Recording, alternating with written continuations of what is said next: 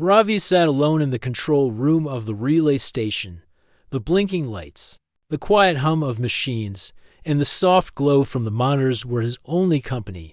The station was small. Sitting on a lonely rocky moon far from any city or colony, Ravi was used to silence. He liked working alone. No noise, no stress, just machines and empty space. He sipped warm water from his metal cup and leaned back in his chair. His shift was almost over. The day had been slow. No signals, no emergencies, just routine system checks. Ravi stretched and yawned. Suddenly, an alarm rang. Ravi sat up straight. The screen flashed red. Unidentified object entering perimeter. Possible crash landing. He blinked and stared at the radar. A small craft was falling fast. It was not one of the regular cargo ships. It was not in any flight plan. And it was going down quickly. Ravi grabbed his jacket and ran to the exit door. He stepped outside, where the cold wind of the moon brushed against his face. In the dark sky, a fireball flew across, heading toward the rocky hills behind the station. It hit the ground with a dull thud and sent a wave of dust into the air. Without thinking, Ravi grabbed a flashlight, jumped into his small rover, and drove toward the crash site. The rocky ground was uneven, but he knew the path. As he got closer, he saw smoke rising. The shape of the small ship became clear. It was silver and round, like a smooth egg, but cracked on one side. Ravi stopped the rover and stepped out. He kept his flashlight steady, moving slowly toward the ship. The door on the side opened with a hiss. Ravi raised the light, and then she stepped out, a tall figure, with soft silver blue skin and long dark hair that moved like silk in the wind. Her eyes were large and glowing, not in a scary way, but calm and deep. She held something in her arms, a child. Ravi froze. He could not speak. He had never seen an alien this close before. They were known in the galaxy, yes, but they usually stayed far from human zones. Some of them came for trade or science, but not like this. The woman looked at him. "You are my child's father," she said. Ravi almost laughed, not because it was funny, but because he thought it was a mistake, a dream. Or maybe she hit her head in the crash. "What?" he asked, confused. She walked closer, still holding the child, who looked about 3 years old. The child had soft, brown hair and a face that looked human, but her eyes were like the woman's, silver and glowing. "I said," the woman repeated, calm but serious, "you are her father." Ravi stepped back. "This must be a joke," he said, trying to stay calm. "I've never seen you before. I've never left the station. How can I be the father of an alien child?" The woman lowered her eyes. "I will explain. But first, we must get inside. Others will come. We don't have much time." Ravi didn't move. "You just crashed here," he said. "You say I'm a father of a child I never made. You expect me to just bring you in?" She looked at him again, her eyes full of something he couldn't name. Not fear, not sadness, but something deep. "She is yours," she said again, quietly. "Look at her." The child reached out her small hand toward him. Her fingers were tiny and soft. She touched his face. It felt warm. It felt real. Ravi felt his heart beat faster. He had no children, no family here. He came to this moon for peace, to avoid people, to hide from the world that always moved too fast for him. And yet now, in the middle of nowhere, a strange woman held a child who looked into his eyes like she knew him. Ravi looked around. The smoke from the ship still rose behind them. He heard nothing else. No engines, no footsteps. But something in the air made him nervous, like they were being watched. "All right," he said at last. "Come with me. But you'll explain everything once we're safe." She nodded and followed him to the rover. The ride back was silent. Ravi kept glancing at the rearview mirror. The child was resting quietly in the woman's arms. She hummed a soft tune. Not human, but beautiful. It sounded like stars singing. Back at the station, Ravi led them through the side entrance. He locked the door and turned off the outside lights. The woman sat on the bench inside the workshop. The The child looked around with wonder, her eyes catching every blinking light. Now, Ravi said, crossing his arms, started explaining. The woman looked at him calmly. My name is Zelra, she said. I am from a world called Cyrene. It is far beyond human charts. My people have been watching humans for many years, not with hate, but curiosity. She paused and looked at the child. Last year, we collected DNA from selected humans for peaceful study. Only those with special traits. You were one of them. Ravi frowned. I never gave permission. No, she said softly. It was taken without your knowledge. That was wrong. I see that now. But from your DNA, this child was born. Her name is Nira. She is half human, half Cyrene. And she is special. Ravi shook his head. This is crazy. Zelra stood. I did not plan this. I was part of the project. But when I saw Nira, I felt something new. I knew she was more than data. She was a life, a bridge between us. But my people disagreed. They fear hybrids. They call her a mistake, a danger. Ravi listened, still confused but no longer angry. So why bring her here? Because you are her father, Zelra said, her voice firm now. She has your blood, your heart, and because I cannot protect her alone, they will come. They want to take her away. I had to run, and now I need your help. Ravi looked at the child again. Nira smiled at him. He felt something inside. Not fear, not duty, something else, something like a connection. Outside, the wind picked up. A red light blinked on the corner screen. Another ship had entered orbit. Ravi's quiet life was over. But somehow, it had just begun. Inside the small station, the air felt heavy. Ravi sat on a metal chair in front of the console. Zelra stood quietly near the child, who now played with a soft cloth Ravi had given her. Nira touched everything with curiosity, her glowing silver. Eyes wide and bright, she looked at the station's blinking panels like they were toys. Ravi kept glancing at the radar screen. The red light blinked again. Unidentified ship in orbit. No ID, no signal. The screen said. Ravi sighed and turned to Zelra. Start from the beginning. I want to understand this. All of it. Zelra nodded. My people have watched human activity for many years. We live far from here. But your kind has grown fast. We were curious about you. Curious about your strength, your emotions, your choices. We collect samples to study other species. Most of the time, it is only blood or hair. Nothing harmful. Last year, our science division chose a group of humans with unique DNA patterns. She looked at Ravi now. You were one of them. Ravi leaned forward. But I never gave anything. To you? No, you did not, she said softly. That is true. The sample was taken during a medical visit at a human clinic. One of our agents placed a scanner there. It was wrong, I know. But we didn't mean to harm you. We never thought it would matter. Ravi felt strange. He never remembered anything special from last year. Maybe a quick cold, a visit to the clinic. On Mars Station. Nothing more. But now, it felt bigger. Much bigger. So what happened after that? The lab used your DNA, she continued. They wanted to see how it would mix with ours. Usually, the child would be raised in a lab. But near it, she was different.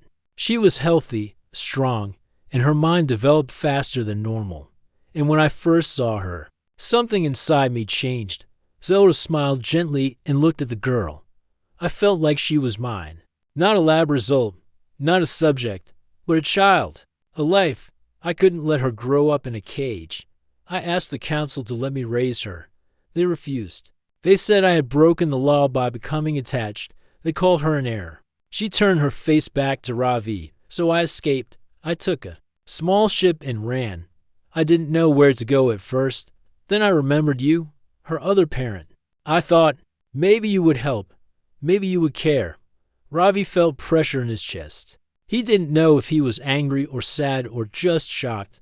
This wasn't just about him anymore. There was a child sitting only a few feet away, a child who shared his blood, a child who smiled at him like she had known him forever. He stood up and walked slowly to Nira. She was drawing circles on the floor with her finger. making small humming sounds. She looked up at him and grinned. Ravi knelt down. "Hi," he said softly. Nira didn't speak, but she reached out and touched his hand. Zelra stepped closer. She doesn't talk much yet, only a few words, but she understands more than she shows. She learns fast. Ravi looked into Nira's eyes. They were calm, clear, and full of light. He saw no fear in them, only trust. He turned to Zelra. "What happens now?" he asked. Zelra walked to the main screen and pointed at the blinking red dot. "That ship is from my world. They found me. They will come here. They will search. If they take her back, she may not survive." Ravi stood up, confused. Why would they hurt a child?" "They fear what she means," Zelra said. "A mix of our kind and yours, a child, with strong emotions and strong mind power. Nira has abilities that even we do not fully understand." Ravi frowned. "What abilities?" Zelra raised her hand and looked at Nira. The child smiled. Suddenly, one of the control panels started to blink and glow without being touched. A small sphere of light floated above the desk for a few seconds and then faded. She can connect two machines. She can feel energy. She can sense danger before it happens. These are things we cannot teach her. She was born with them. Ravi shook his head. "This is too much." He walked to the other side of the room and rubbed his forehead. He had come to this station to live a quiet life. Now, in one day, he had become a father to a part human, part alien girl with strange powers. And they were being hunted. Still, something inside him kept saying he couldn't turn away. Zelra stepped closer. "I know it is hard. You did not ask for this. But you are the only person I can trust now. We need your help." Ravi looked at her. "I'm not a fighter. I'm not a soldier. I fix machines. I check signals. That's all I know." Zelra looked calm. "Then fix this. Help us hide. Help us escape. I will not ask for more." Ravi walked over to the screen. The ship above them was still moving slowly in orbit. No direct signals yet, but they would send scouts soon. He sat down and took a deep breath. "All right, first, we need to hide your ship. If they see it from the sky, they'll know you're here." Zelra nodded. "I damaged it during landing. It won't fly again without repairs. Then we hide it in the canyons, cover it with rock. I'll block the sensor scans from this station. That will give us some time." He looked at her again. "Then we plan the next move." Zelra placed her hand on his shoulder. "Thank you." Ravi didn't reply. He just looked at Nira again. She had fallen asleep on the bench. Holding the cloth in her tiny hands, Ravi watched her for a long moment. He didn't know what the future would bring. He didn't know what kind of danger was coming. But one thing was clear now. He could not walk away. The next morning, the station felt different.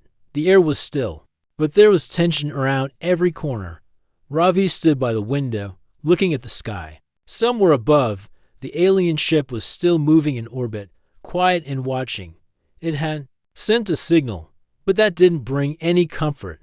Behind him, Zelra was repairing her device. She had opened a round box filled with shining tools and strange parts. Ravi didn't recognize any of them, but Zelra's hands moved with skill and speed. Nira sat quietly on the floor beside her. She was drawing on a piece of paper with a green marker. The picture was of stars, a small house, and 3 figures. Holding hands, Ravi noticed that one figure had blue skin. One looked human, and the small one in the middle had a bright light drawn round it. He smiled for a moment, but it quickly faded as the alarm beeped on the screen. Low-flying object. Approaching. Speed, slow. Origin, unknown. "They're here," Ravi said, his voice tense. Zelra stood at once and looked at the radar. A scout. "They won't attack yet. They'll scan first." Ravi nodded. "I need to hide your ship now. Can you keep Nira inside the control room?" "Yes." Zelra said. "Be careful." Ravi grabbed his tools and ran toward the back exit outside. The sky was gray. The wrecked ship still sat at the edge of the hill, half buried in dirt. It had black marks from the crash and broken wings. Ravi tied ropes round the base and dragged it toward the nearby canyon using his rover. The canyon was deep, filled with shadows and broken rocks. It took him nearly an hour to pull the ship down and hide it behind a large rock wall. He placed a signal jammer beside it, blocking any sensor from finding the energy core. When he returned to the station, Zelra was watching the screen closely. They scanned the area but didn't find anything, she said. The jammer worked. But they'll come down soon, Ravi replied. They know someone crashed here. They won't leave until they check the ground.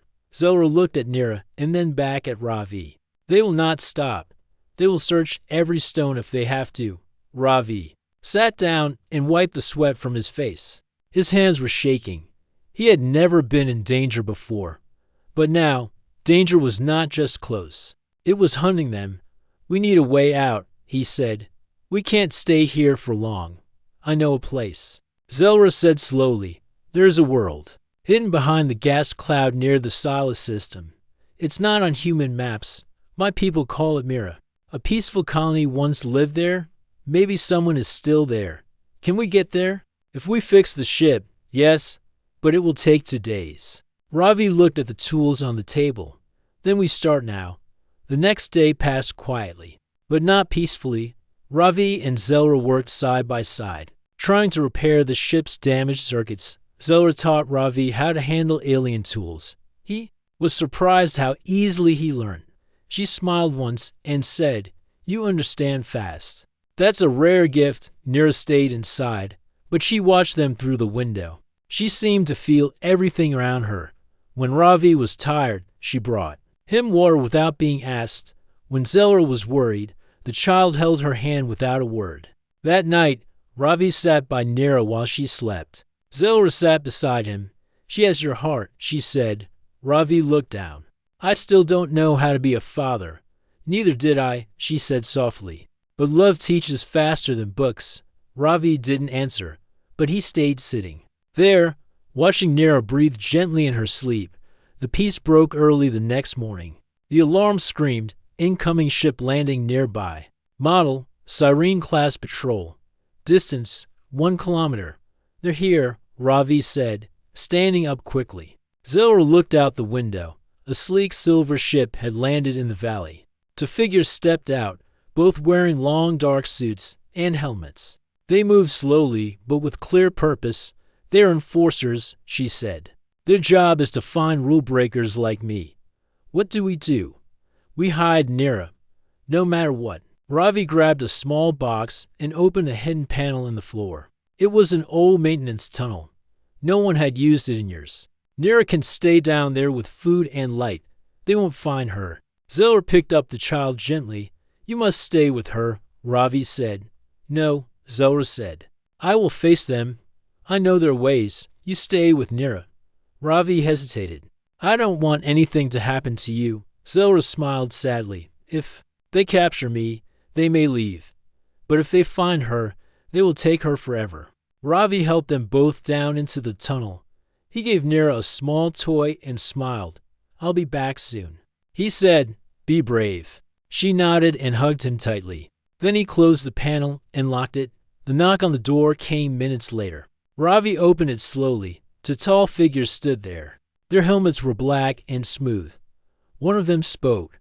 We seek a fugitive from Cyrene. She may have crashed near this station. Ravi pretended to be confused. I didn't see any crash. I just work on machines. The second figure stepped forward. Our sensors picked up activity. We will search. Zelra appeared behind Ravi. I am here, she said calmly. The enforcers looked at her. Then one of them spoke again. You broke Cyrene law. You must return. Come now. Ravi stepped in front of her. She did nothing wrong. This is not your matter, the enforcer said. Zelra touched Ravi's arm. It's all right, she whispered. I'll go. Buy time. Finish the repairs. Before he could stop her, Zelra walked forward and raised her hands. The enforcers locked cuffs on her wrists and led her to their ship. Ravi stood alone now, but he had a promise to keep and a child to protect. Ravi watched from the window as the silver ship lifted off. The engines hummed low, and dust blew across the ground. Inside the ship, Zelra sat between the 2 enforcers. She had not looked back. Ravi knew why. If she had looked, It would have made things harder for both of them. The ship disappeared into the clouds, leaving behind silence. Ravi slowly closed the window. His hands were tight, his chest heavy. But there was no time for sadness. Zora had trusted him. She gave herself up so he could protect Nira and escape. Ravi rushed to the hidden panel on the floor. He unlocked it and pulled it open. Nira sat inside, holding the small toy he had given her. Her eyes looked up, full of questions. "Where is Mama?" she asked in a quiet voice. Ravi picked her up and hugged her close. "She went to stop the bad people," he said gently. "But she told me to take care of you, and that's what I'm going to do." Nira rested her head on his shoulder. Ravi held her tighter. His mind was already working. He had to finish repairing the ship. He had to leave before the enforcers came back. Zora had bought them some time, but not much. He placed Nira on a soft chair, gave her some food, and opened the toolboxes. The small ship was still hidden in the canyon. Ravi worked on it day and night.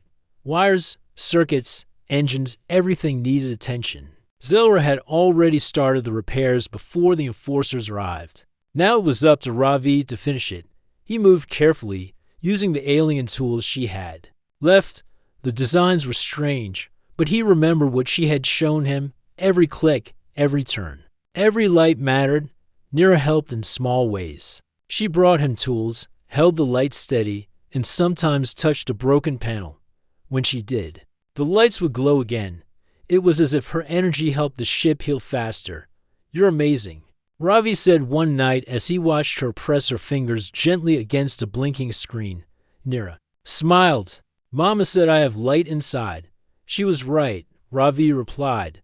The next morning, the radar beeped again. Patrol signal detected. Distance 3 hours. Ravi stood up and wiped his hands. "They're coming back." He looked at the ship. The engine was almost ready. Just one more system to fix the stabilizer. Without it, the ship could take off but wouldn't fly straight. If they flew now, they would spin out of control. He opened the back panel and saw the broken part. A small crystal inside was cracked. "Of course," he whispered. "The hardest part is the last one." There was no replacement. But Ravi had an idea. Back in the station's supply room, there was an old relay crystal from the main tower. It wasn't made for ships, but maybe it could be adjusted. He ran to the station, climbed the tower, and pulled out the crystal. It was heavy and rough, but strong. He returned to the canyon and started to reshape it. The tool hummed as he carved and polished. Nira watched silently, sensing the importance of the moment. 2 hours passed. Then the warning light blinked red. Enemy ship landing. Distance 5 kilometers. Ravi placed the crystal into the stabilizer. It fit, but it needed time to charge. He turned to Nira. "We're almost there. Stay close." Suddenly, a sharp sound came from the sky. A smaller scout ship had landed near the station. A drone flew out, scanning the ground. Ravi knew they were looking for him now. "We have to launch," he said. "We can't wait any longer."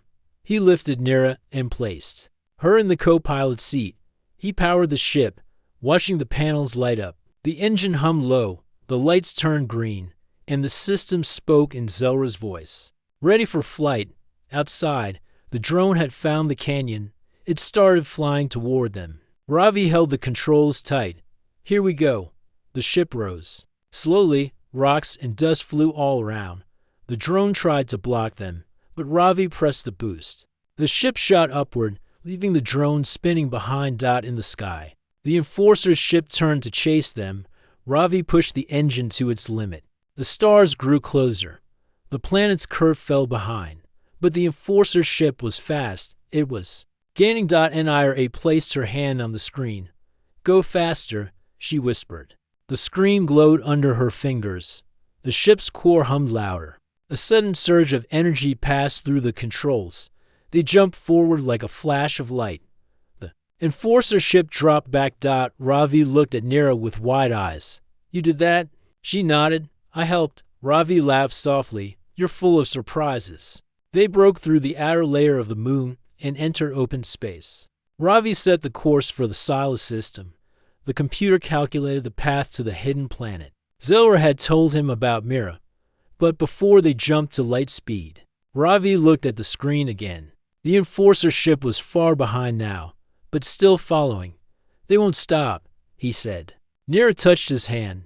They can't catch us. Ravi looked at her and felt something new. Not fear, not doubt, but belief. He pressed the jump button. The stars stretched, the ship shook once, and then silence. They were gone.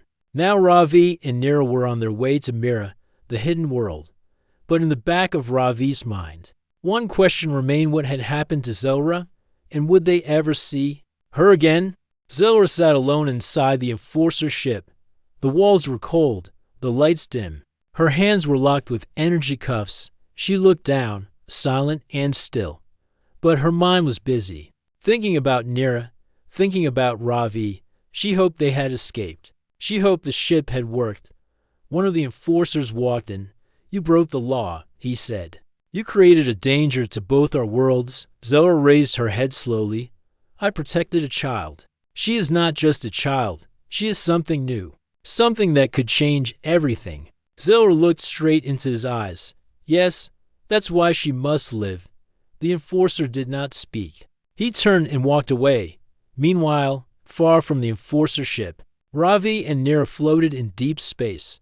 The stars outside their window moved slowly. Now, the ship had dropped out of light speed to cool the systems. They needed to rest before the next jump. Ravi checked the ship's energy. It was stable. The crystal he had shaped was still holding. But they couldn't jump again for a few more hours. That meant they were open. He leaned back and looked at Mira. She was sitting by the window, staring out at the stars. "Are you all right?" he asked. She nodded. "Where's Mama?" Ravi sat beside her. He wanted to tell her something strong, something full of hope. But all he could say was the truth. "She's still with the enforcers. But we'll find her. I promise." Mira looked at him with wide eyes. She didn't cry. She just nodded again, as if she believed every word. Suddenly, the alarm beeped. The radar showed movement. Ravi's eyes narrowed. "No," he whispered. "Not now." The enforcer ship had found them again. It was closing in fast. The jump system was still cooling. They had no way to run. Ravi jumped to the controls. He activated the shield and turned the ship toward a small moon nearby. "We're going to land," he said. "Just for a short time. We'll lose them in the canyon." Mira buckled herself, and without being told, Ravi flew the ship down fast. The engines roared. Rocks and ice passed by the window. He found a narrow canyon and slid the ship into a gap between the cliffs. The enforcer ship followed, but slowly. They couldn't shoot in such a tight space. Ravi landed the ship behind a tall rock wall. He turned off the lights and energy core. The ship became quiet. "Now we wait," he whispered. The enforcer ship circled above, but didn't see them. Ravi checked the radar. It moved left, then right, then up. After 10 minutes, it slowly flew away. He waited a bit longer before speaking. "I think they're gone." Mira smiled. "We tricked them." Ravi laughed softly. "You're braver than I am." They stayed hidden for 2 more hours. When the core cooled, Ravi powered the ship again. The system voice said, "Ready for next jump." He set the course to Mira, the hidden world Zelra had told him about, just before pressing the jump button. Mira looked up. "Mom is in trouble," she said. Ravi looked at her. "What do you feel?" "I see her. She's in a dark place. She's not scared, but she's waiting." Ravi didn't ask how she knew. Somehow, he believed her. "I'll find her. I promise." He pressed the jump button. The stars stretched again. Light filled the screen. The ship flew faster than anything Ravi had ever felt. When the light faded, a green world came into view. Mira. It was a quiet planet, covered in forests, hills, and rivers. No lights, no cities. Just nature. The ship landed near a lake. Birds flew in the sky. Soft wind moved through the trees. Ravi and Mira stepped out. For a moment, everything was peaceful. Then, from the trees, people appeared. They were tall like Zelra, with silver blue skin. Some were older, some younger. but all had kind faces. One of them stepped forward. "I am Loran," he said. "You came from the stars?" Ravi nodded. "We're looking for safety. And someone I care about." Loran looked at Nira. His eyes softened. "She is the child." "Yes." Loran knelt down. "You are very special." Nira looked at him. "I want my mama." Loran stood. "We heard of your story. Zelra is strong. She is known to us. We will help you." Ravi looked at him with hope. "You can help us get her back." "Yes," Loran said. "But first, you must rest. This world will protect you for now." Ravi and Nira followed the people into the forest. There, they found simple homes built. With care, food was shared, beds were offered. That night, under a sky full of stars, Nira slept peacefully for the first time in days. Ravi stood outside, looking at the stars. He made a promise to himself. He would return for Zelra. He would not leave her behind, and he would not let anyone harm the child who had changed his life forever. Ravi woke to soft sunlight filtering through the leaves. The sound of birds and a gentle breeze filled the air. For the first time in many days, he felt calm. The hidden planet Mira was a place of peace. The people who lived here welcomed them with open arms. Their homes were simple but strong, built from wood and stone without harm to the forest.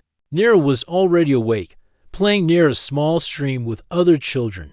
They had silver blue skin like Zelra, but their smiles were warm and their laughter filled the air. Nira's glowing eyes caught the sunlight, shining like stars. Ravi watched her, amazed at how quickly she had found friends.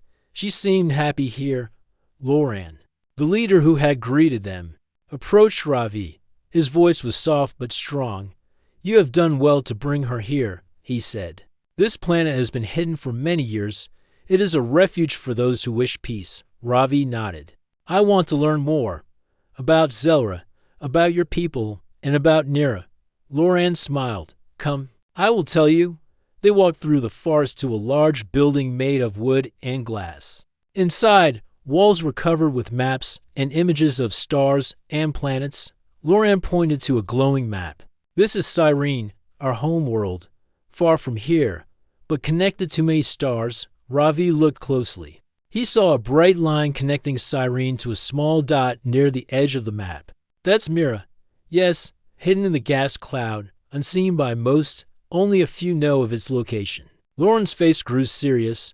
"The council still searches for us. They see us as outlaws because we do not follow their strict rules."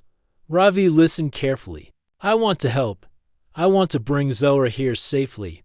Loran nodded slowly. "It will not be easy. The council has many ships and soldiers. But here, we have knowledge and strength." Days passed. Ravi learned about the peaceful ways of Mira. The people respected nature and each other. They used technology only when it helped the land and life around them. Nira grew stronger. Her powers becoming clearer. She could calm wild animals, speak without words, and feel the feelings of those near her. She sometimes touched machines and made them work, just like before. One evening, while the sun set behind the hills, Ravi sat with Zelra. She had been freed by some rebels on the Enforcer ship during a stop at a nearby system. They had risked everything to help her escape. She looked tired but hopeful. "I never thought I would see you again," Ravi said, holding her hand. Zelra smiled softly. "I never stopped believing."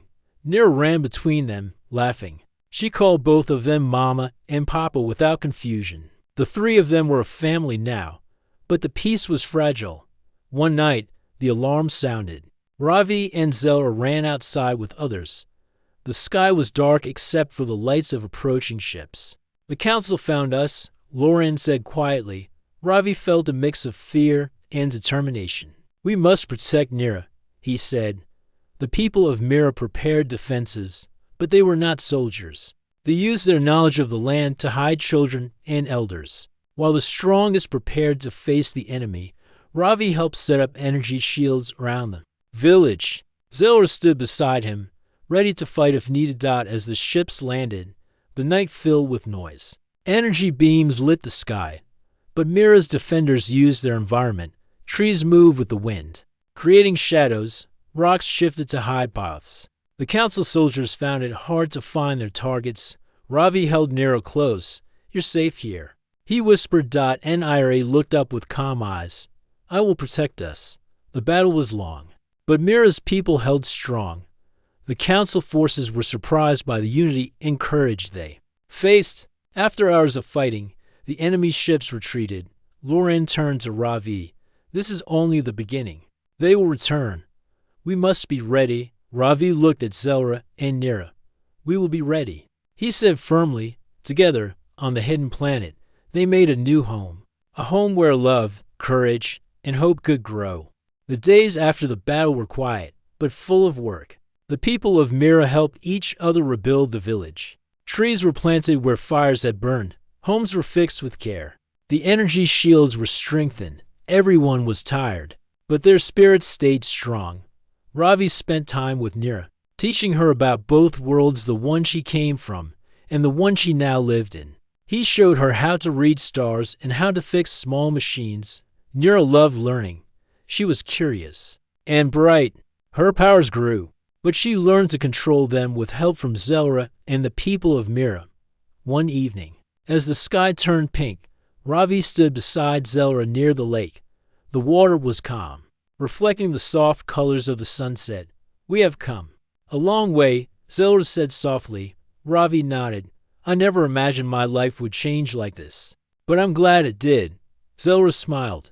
"You are stronger than you think. You have become the father Nira needs." Ravi looked at Nira playing with other children nearby. Her laughter was light and free.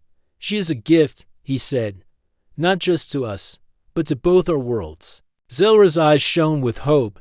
"We will show the galaxy that love is stronger than fear, that differences can bring us together." Ravi took her hand. "We will protect this new family." Nira ran up to them, holding a small flower she had picked. "Look," she said, "for Mama and Papa." They both smiled and took the flower. In that moment, everything felt right. The future was uncertain, but they would face it together. The hidden planet Mira was no longer just a refuge. It was home, a place where peace could grow. And in the heart of that peace was a family different, strong, and united. The end.